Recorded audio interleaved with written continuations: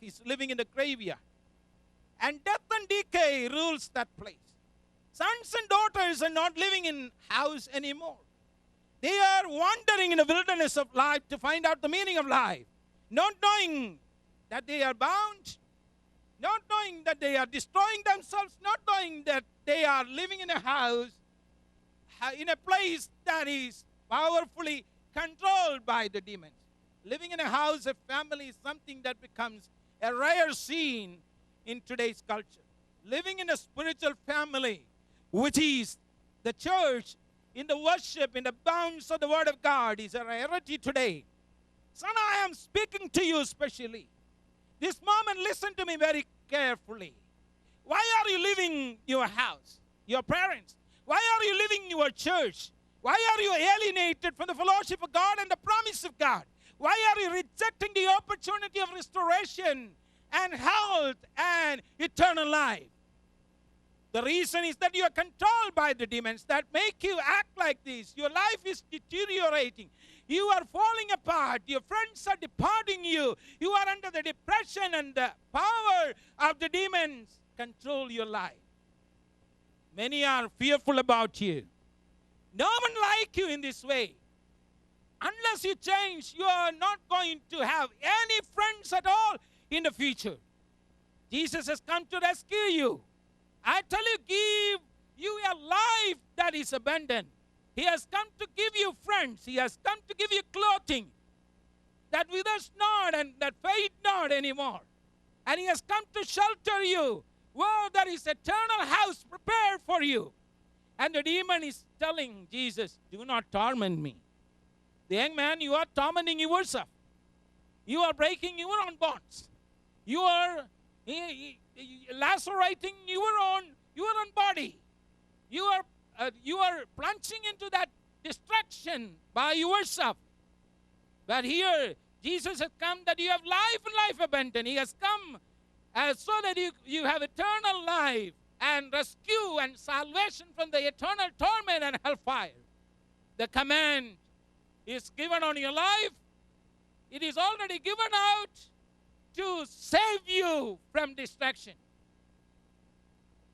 It is commanding. Jesus has commanded the demons to leave this man. Depart from this man. The demons that made you do all these things. Demons who has made your life miserable.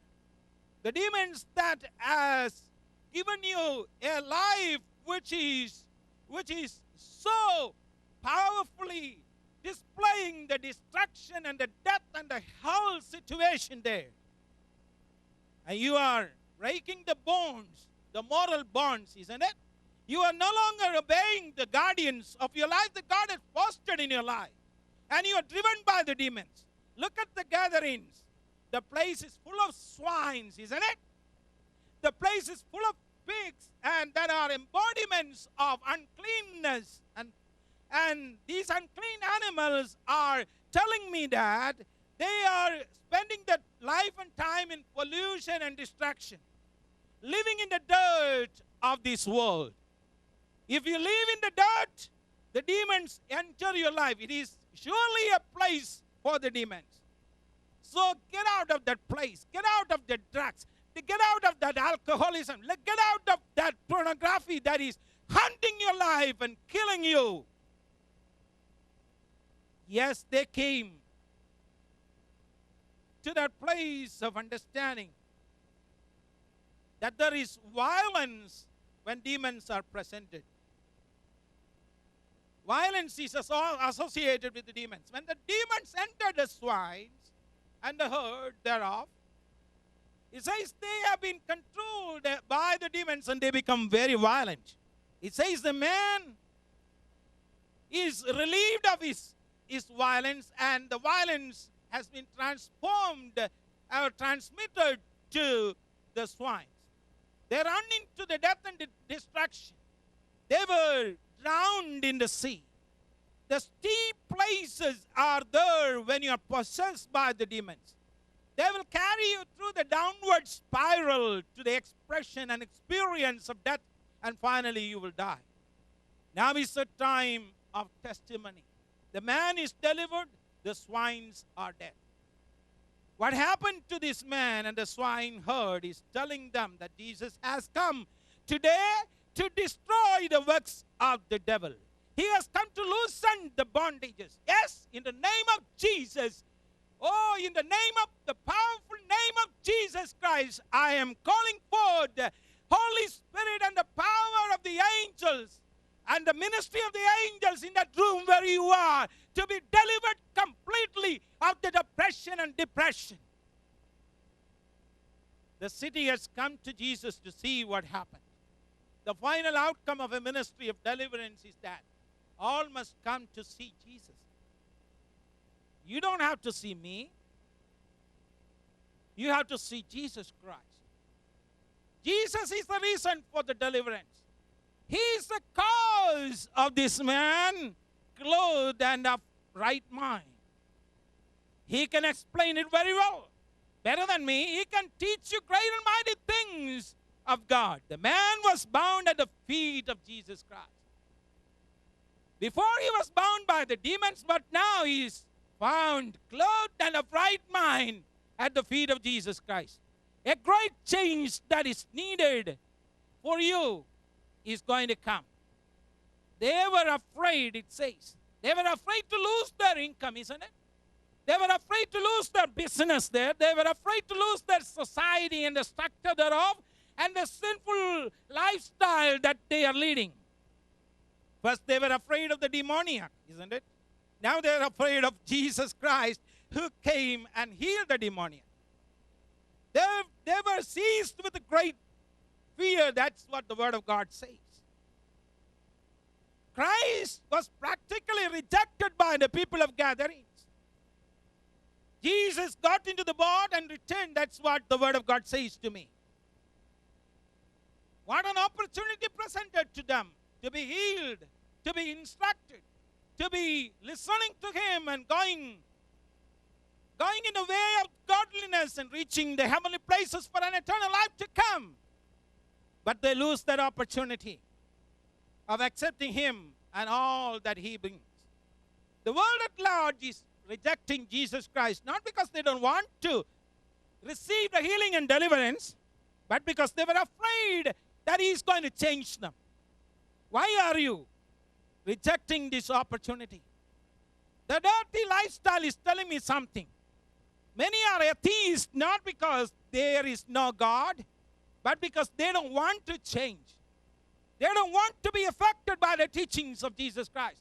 They don't want to be affected by the morality that Jesus presents. Jesus was weeping over Jerusalem and He was telling this.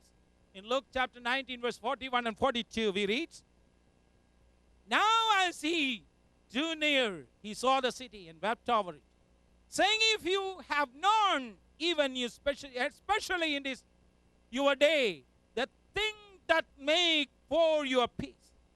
They have not known the thing that make for their peace. But now that they are hidden from their eyes." That's what Jesus is telling. You are blind about what you are losing here. You are blind about what is at stake. You are rejecting Christ. Praise the Lord. Do not expel Christ from your life, your door, your family, your business, your city. It cost you eternity. It cost you the life to come. Jesus said to the man who was delivered, "Return to your house and tell what great things God has done for you." Today is the day of great things. Today is the day of great salvation. To see Him and reject the demons and the devil. Lord will keep you till the end if you are blessed by this message and decided that you are going to receive Jesus Christ as your personal Savior and the Lord. We want to know that decision. If you are touched by Lord today, if you receive healing in your life today, call us and be in touch for the further instructions in the things of godliness and eternal life. Come and be a part of our congregation, the ministry of the Word of God, which is going to nurture your life to grow in the maturity of Christ. We are located at 346 Oak Street Road, Garland, Texas 75043. Our telephone number is 972-263-77. Email address logosworldwide@gmail.com. Thank you. God bless. Till we meet next time, next month, the second Sunday at 8 p.m.